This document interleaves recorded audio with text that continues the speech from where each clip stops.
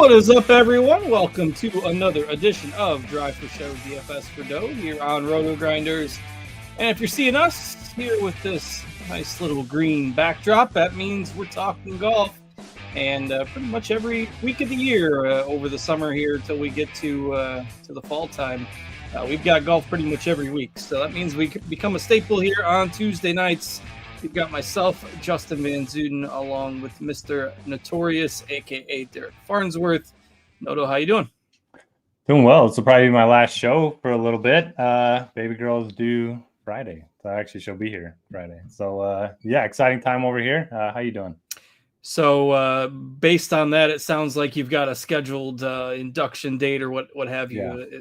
So, as a father of two and an accountant, our first son my wife was having some medical issues. And so they said, July 1st, you're coming in and, we're going to get everything rolling and, your son's going to be born that day. That was awesome for the planner and me. I just love that. The second one just kind of came, natural. Hey, I got to call at work. Hey, you got to come home. And I'm thinking, do I have time to grab something to eat first or what? And then, he ended up not being born until about 10 p.m. So I greatly preferred the first version with the scheduled date, and it greatly eases the anxiety that surrounds that. So hopefully you have the same experience.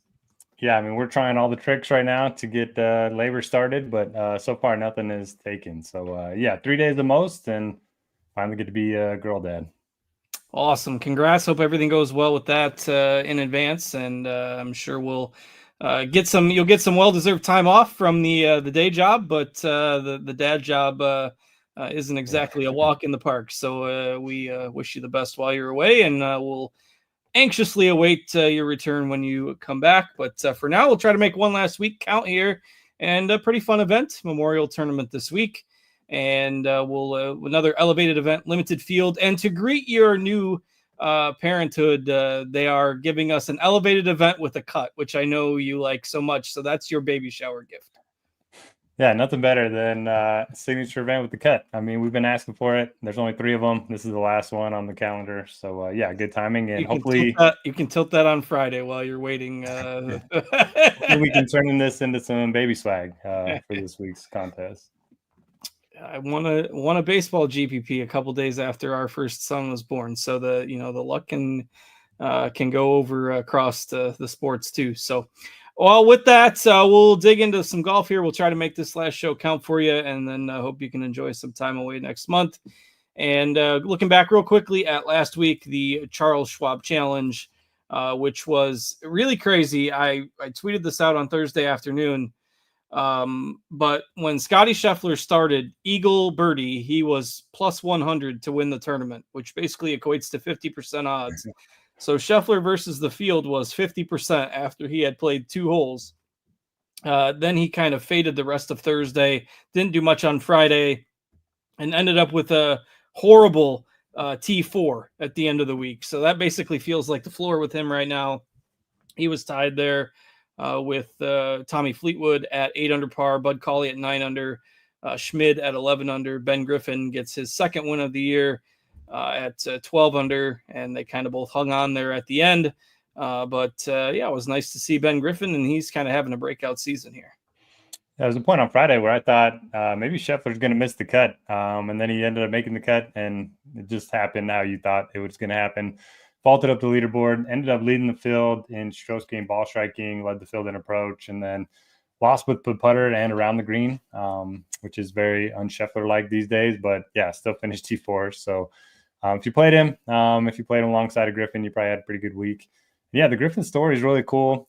He, wanted to quit golf, become a mortgage broker or something like that. And I guess he took the wrong turn one day and arrived at a golf course, and he decided to get back into golf. And then they were interviewing him how he got such a good short game. And he was saying when he was growing up, they didn't have money to, buy buckets of balls at the local muni course. So he would just go to the, chipping green and the putting green and just spend hours and hours there.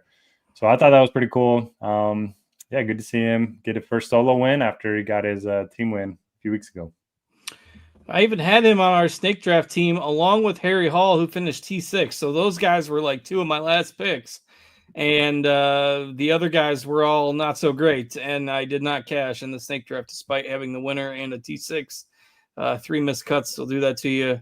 Noto was the bridesmaid in third. So we donated money again last week. Tug Rules took it down, so he is continuing to capitalize on us offering the snake drafts up every week, taking home $19, I believe, for his victory. But we'll see if we can fill one at the end of the show tonight. Wasn't a ton of carnage last week. There was a couple of bigger names that missed the cut. I know Daniel Berger was a big one. Missed by a couple strokes. Aaron Rye missed on the numbers. So those were the 2 big ones that I had some exposure to last week that didn't quite make the weekend. Did have some Griffin, obviously some Scheffler, but all told about an even week for me. Anything else, or you want to just forge ahead to the Memorial here?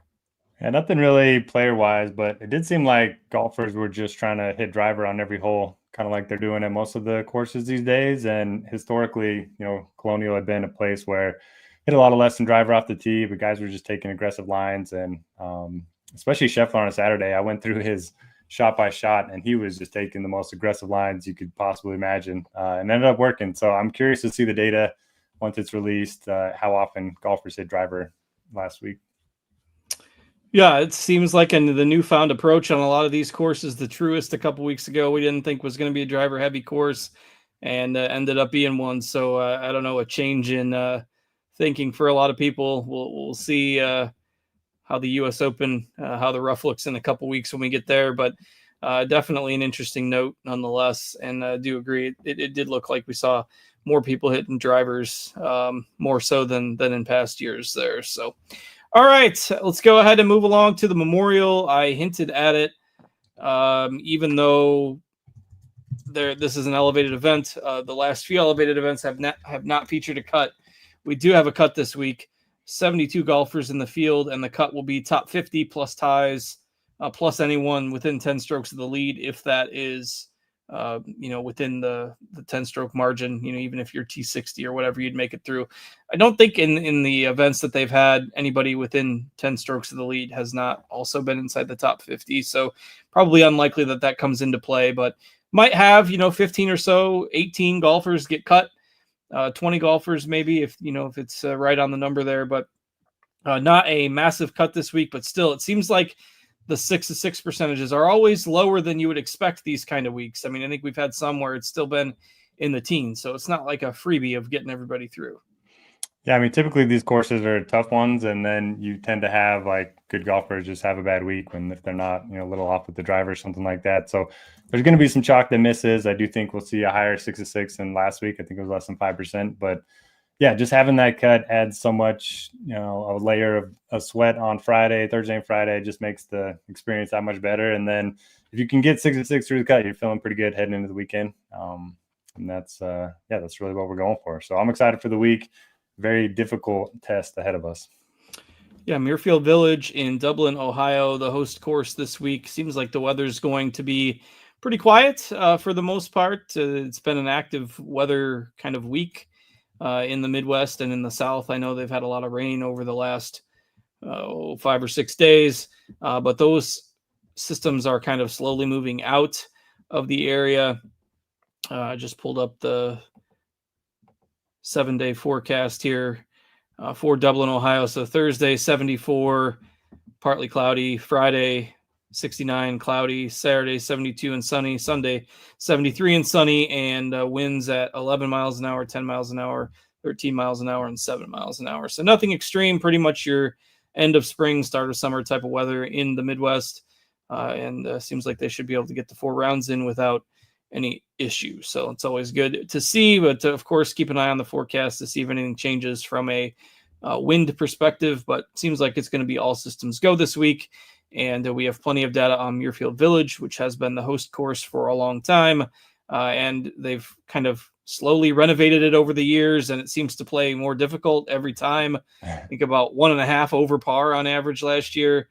They didn't really make any changes for this year, so no notable course changes. But it's a tough course. So what do we got this week? Yeah, it seems like anytime we get a winning score, 10 under or greater, Jack Nicklaus just gets mad and decides to tear up the course and start from scratch. I think one year they were tearing up the greens as golfers were finishing holes on Sunday. That was a funny That front memory. nine can go. Yeah. You'll hear about the milkshakes this week. Everyone seems to love the milkshakes at this place, but the course is no easy test. 3 of the last 5 winners have been in single digits, par 72, almost 7,600 yards, so it keeps getting longer. Like you mentioned, the greens are small. The fairways pretty narrow, and there's a huge penalty for missing the fairways. There's 4-inch thick rough. And I was looking at the average green in regulation from the rough was like 34% last year. So good luck. And 54% overall. Yeah, so that's crazy. So not great. You definitely want to hit the fairways. Obviously, with it being a long course, it helps to have some distance, but accuracy is probably going to play a little bit more importantly than distance. And I'm looking at total driving, good drive percentage, and then everything else. Long iron play around the green is going to be extremely important because the green regulations rate is really low, and then just scrambling in general at this course is low. The scrambling success rate, one of the lowest on the PGA Tour. So you got to have a good short game to avoid, racking up a bunch of bogeys in a row. Water's in play on 9 of the holes. And yeah, the greens are small. It's just going to be a really tough test. So kind of just got to avoid bogeys and take advantage of the few scoring opportunities that you have. Yeah, which is really unusual to see a par 72 course that's not a major play to such a high stroke average. But you look at some of these par 4s. I pulled up the average by hole for last year. So all the par 5s played under par, but the easiest hole was still only 0.29 strokes under par. So it's not like they're gimme birdie holes. Only one of the par 4s played under par, and that was the 14th, which is only 360 in terms of total length. The other 13 holes, which includes all the par 3s and all the other par 4s except the 14th, all played over par, including the 480-yard 18th hole, which was 0.31 strokes over par. The 10th hole was 0.27. A couple of the par 3s were about a quarter of a stroke over par. So basically, if you're not making birdies on the par 5s, there's not a whole lot of opportunities, and even those par 5s aren't pushovers by general par 5 standards. So a course where a par score is certainly valuable. The guys that are grinders and do well in these types of events are certainly the ones you want to look at, and totally agree with focusing on around the green and scrambling a good bit this week as well. And with that, let's go ahead and get into it. We were both in agreement on going with Scheffler last week. We'll see what we do this week, but when you can consider that he didn't have his A game and still finished 4th, and his last 6 events have all been 8th or better. He's the defending champ here. I can't really think of a reason not to play him right now. I know he's 13-3. But there's reasonable enough value in a strong field this week, a limited cut. I know that there's other options this week, and there weren't as many other options last week. So that would be the argument against it. But still think that he's got to be the number 1 right now. Yeah. Love Scheffler. Just due to my roster construction, I don't feel that great about the 6s this week, so I'm probably going to be underweight, but I do think if you're building one lineup, he's probably the best starting point. You mentioned it being a strong tee to green test. He's T8 or better in 6 straight. Won here last year, was 3rd the year before that, so there's really no case against him other than you're going to have to take your chances with some of the cheaper guys, and miscut's going to be more costly this week than most just because you're going to have a lot of 6 or a lot more 6-6 probably. Although I guess you could say that the weekend's going to be really tough scoring conditions, so maybe 6-6 doesn't matter as much this week. But yeah, I love Scheffler. No issue with him. He's definitely my favorite guy above 10K. So I'll either start with him or start in the 9s. Yeah, if you're starting with Scheffler, you have $73.40 to spend per golfer, as we did last week. If you go with Scheffler and say somebody in the mid 9s, you're at $68.25 for your last 4 spots. I forgot to look and see what the optimal ended up being last week in terms of scoring, but there was quite a few value guys in the top 10, so I'd imagine it was Scheffler with Griffin and Schmidt and some of the other value guys, but I did not look at that last week. All right. So if you're playing him at the top, or otherwise you've got a couple other golfers above 10K. I still think Xander feels overpriced at 10.9. Don't think he's really done enough to be that far ahead of the rest of this field this year. When you consider that Thomas is 800 cheaper than him, and then Noto mentioned starting in the nines, so we can kind of start to lump those guys in. Morikawa at 99, Cantlay at 95, Fleetwood, Oberg, Connors, and Matsuyama are your 9K options. So if you are not starting with Scheffler, who's a couple of your favorite starting points? Yes, I'm going to be underweight on Xander and JT strictly because their good drive percentage and their total drivings both outside of the top 30 in this field. And if you can't, get it and play off the tee here, you're going to be in big trouble. So I'm going to fade both of them. And then in the nines, quite a few options here. Morikawa, it seems like a really good course fit for him. Very accurate off the tee. Very good iron player. He's had a couple of runner-up finishes here. And then he also won at this course. It was at the COVID year when they had two events. They played it twice in a row, I think. And they made it a little easier, the event that he won. But still worth noting if you do like Morikawa this week. So don't mind him. I think it's a great setup for Tommy Fleetwood. He's been playing some great golf all year, coming off of a T4 last week. He's one of those guys that's really solid all around. You have good ball strikers and Corey Connors, Hideki Matsuyama. So I like starting with 2 or 3 guys in the nines if I'm not going all the way up to Scheffler. Maybe that'll be the narrative for you with the baby narrative. Fleetwood will finally get a win. That is mine and Justin Bailey's hot takes in the survey. So, well, it's cursed now. There's no way 2 of you get it right in the same week. But yeah, he's been playing well. I mean, it's just you just can't get over that hump. It feels like we've been talking about him trying to make it over the hurdle longer than we were with Finau at this stage. But he's got a revenge narrative going for him. The PGA Tour kind of roasted him a little bit with the tweet last week. They posted the most top 5 finishes without a win in the last 10 years. He had double everyone else. Poor guy. He's extra motivated this week. Yeah, to not be on that graphic in the future. Yep. Anytime you get a tough ball striking paramount type of course, I'm happy to take Corey Connors at 9,100. And part of why I like Connors is I think Connors is I shouldn't say easily, but he's the most fittable. If you're looking to play a top end guy along with Scheffler, leaves you 6,900 for 4 spots. Whereas if you're trying to start like Scheffler, Morikawa, you've only got 6,700 for 4 spots. So it may seem like a small detail, but it does help as you get down towards those value options. So Connors I like in here, despite the ribbing there. I do like Fleetwood as well, and Morikawa. Those would be the 3 that I highlight in that range. Certainly, if you're not starting with Scheffler, you can start with 2 of those guys and still build a kind of more balanced approach that looks a little more, healthy from top to bottom. So, like a cash game, you're probably playing Scheffler if the block more than anything. If you're doing like a single entry GPP build, do you prefer starting with Scheffler or do you prefer starting with something like Fleetwood and Morikawa? I don't know. I'm probably just going to do one lineup this week, and I'm probably starting in the nines. So I'm digging my own grave there. One other note, Cantlay did win here in 2020, also the COVID year, but that was when John Rahm got COVID after the 3rd round, and they told him as he was walking off the green. Oh, that's right. He was up by 5 or 6. So I forgot all about that. That should be a 2nd place finish for Cantlay.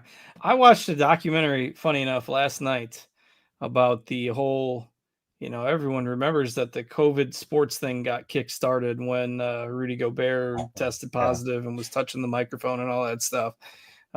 Watched a documentary on, it was from the perspective of the ACC basketball tournament that was going on at the time, and from the commissioner, trying to decide when to cancel games and, how quickly news was evolving and moving. And I believe that was the Players Championship week, and they played the first round, and then they ended up nixing the tournament. And it's really interesting to go back 5 years later and think about, everything that happened at the time. So just happened to catch that on the YouTube last night, and it was pretty interesting.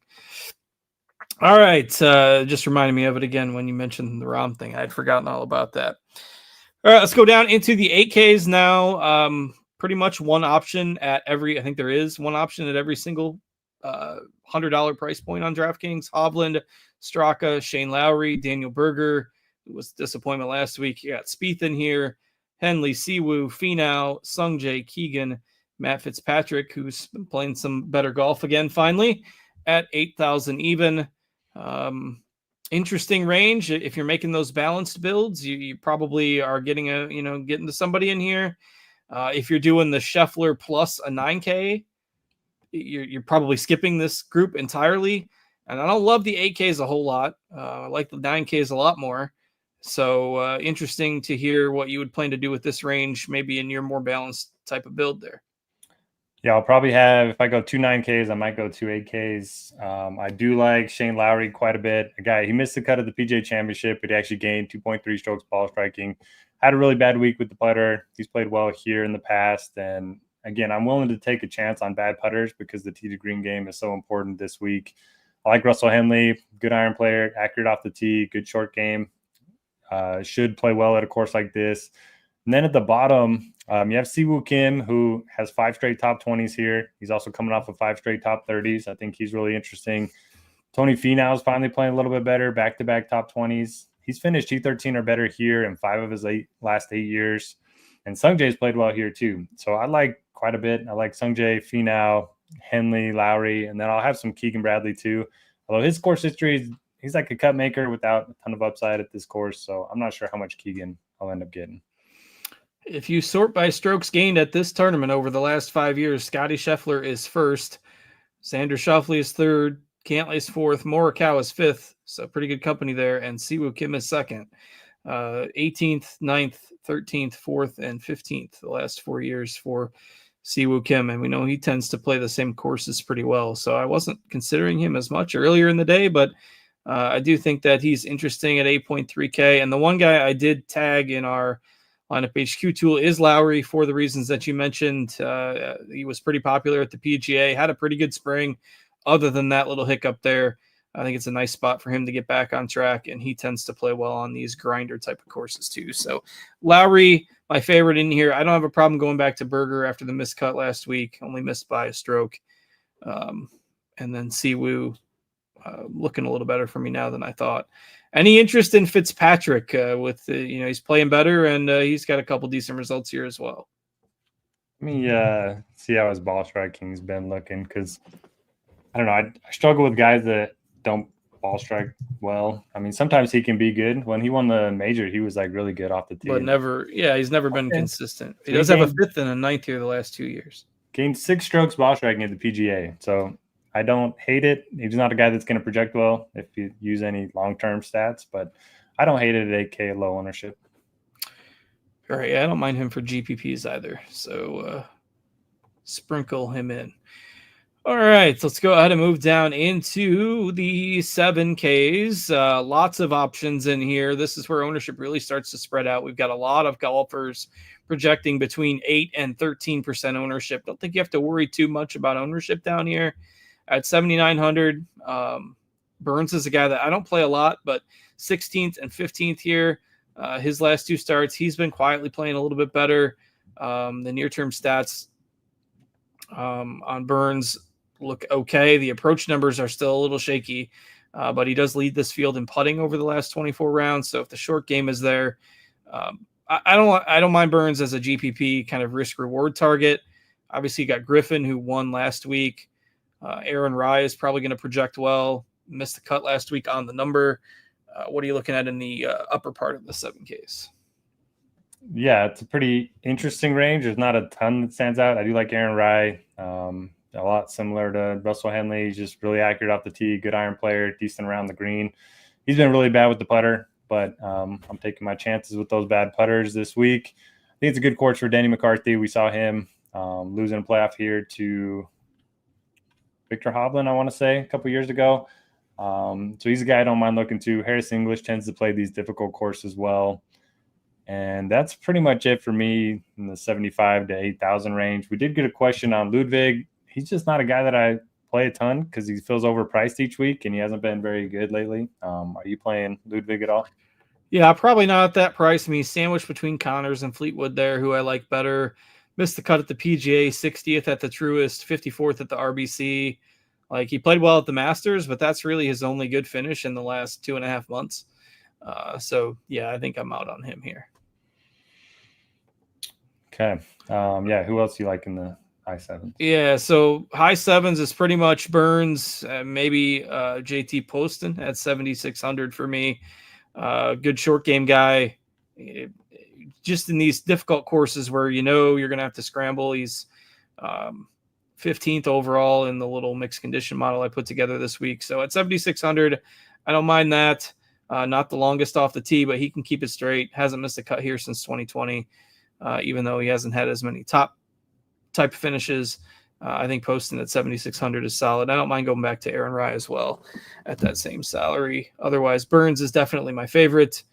Probably out on Griffin after the win, though it's tough to ignore him with how well he's been playing. All right, let's move into the lower part of the 7K range. Lots of names in here as well, and not a whole lot I think that I really like. I'm not really targeting the bombers this week, so Minwoo Lee, Taylor Pendrith, Wyndham Clark, guys like that. If they keep it in the fairway, they've got some upside, but our highest ownership here is projected for somebody like Alex Noren, Akshay. I just don't love a whole lot in the lower part of the 7Ks, maybe Andrew Novak, but I think I'd rather try to get to one of those couple guys at the upper end or just go down into the sixes. So you like this range any better than me? Yeah, I'm with you. That's kind of why I like the balance build, just because I don't feel great about anyone in the low sevens. Noren projects well for me. He played well at the PGA Championship, but he's only played in 2 events in the last year or so because of the injury. So that scares me. I don't mind Adam Scott. Played pretty well at the PGA Championship. He's a guy that's made 11 straight cuts here. So I'm not sure what his upside is at this point, but 7,200 is probably my favorite guy in the low sevens. And then I'm kind of with you. I don't feel great about anybody else till we get to the sixes. All right. If anyone wants to try to join a snake draft tonight, let's go ahead and try to join that up now, and we'll see if it fills while we're talking about the sixes. So if you're not familiar, we like to do a $5 snake draft on DraftKings. So go to the DraftKings lobby, click on golf, click on filter by snake, and then find a $5 6-man, which there is somebody sitting in one right now, but it's only 1 out of 6. So hop in there. Noto and I will join, and we'll be entrance 2 and 3. I will grab the link and post it in the YouTube chat, and we'll see if we can get that filled up.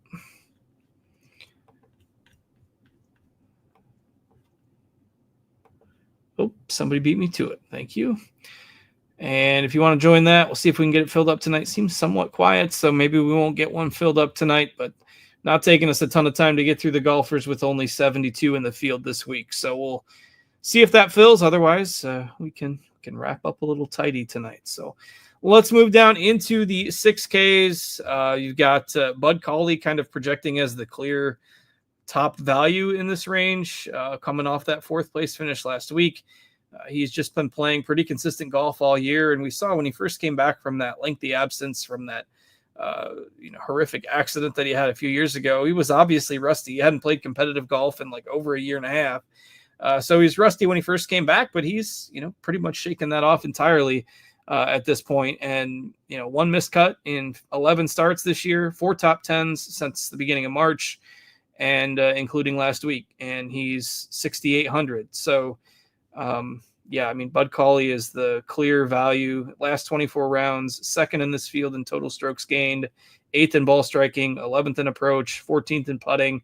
I mean, there really hasn't been a big weakness, and he's just too cheap. So now it could be the case of the chalk, fade the chalk value, like failed with Keith Mitchell a couple weeks ago, but he's just a little too cheap. So Cauley definitely my favorite in the 6K range. I'll let you fill some names in there. Who do you like? Yeah, it's really just Cauley for single entry stuff. I don't feel great about anybody else. And what I like about him is all those top 10s that you mentioned have been on difficult courses. It was at the Players, Valspar, Valero, Charles Schwab. So a guy that can play well on difficult courses. He's very good around the green.